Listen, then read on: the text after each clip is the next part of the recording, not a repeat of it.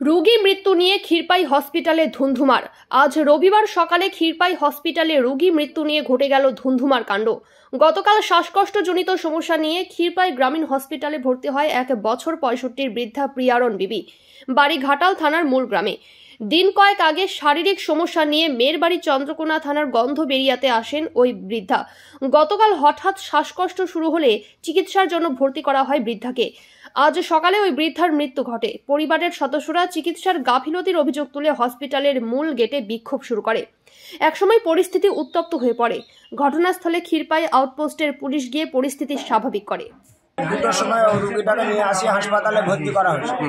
ডাক্তারবাবুকে ডাকায়, ডাক্তারবাবু আসেনি, বললো সকালের দিকে আসবে। এসেছিলাম আমি 7:30টায়। ডাক্তারবাবু এলো, তাকে বললাম দেখুন রুগীটাকে সুস্থ করুন। ওইটা আমি ঠিক আছে চিকিৎসা করছি বলে আমাকে বাড়ি চলে যেতে বলে এবং রক্ত রিপোর্ট ইসিজি করায় 930 টাকা না 970 টাকা বলে।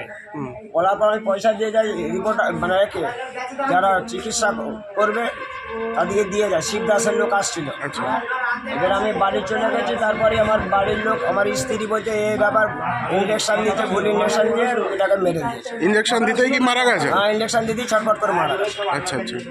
উনি কে হন আপনার? উনি হন আমার শাশুড়ি মা, নাম প্রিয়ারণ বিবি, আমার নাম জালালউদ্দিন খান, গ্রাম গন্ধবেড়ি। মায়ের প্রথম মায়ের আমার ঘরে টাইফয়েড হয়েছিল।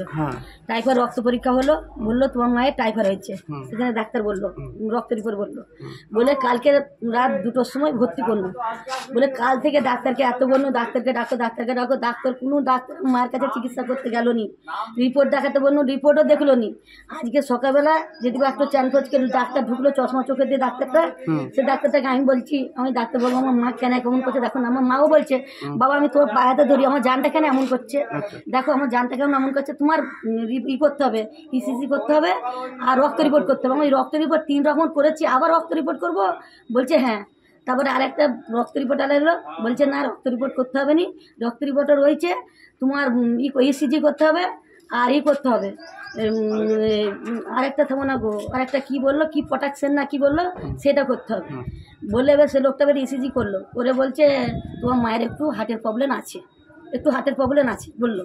তারপরে এবারে বলছে তারাও একটা, আমি তো ছেলেদের পরীক্ষা করি, তো একটা মেয়ে ইনিশিয়াল একটা করলো লোকটা, ছটপট ছটপট ছটপট ইনজেকশন করতে কি ছটপট? হ্যাঁ, তখনই এবার ছটপট করতে লাগলো। তখন এবার কথা বলতে তুতলা গাছের কথা বলতে লাগলো, বলতে বলতে ব্যাস। এখন কি ভাবছেন?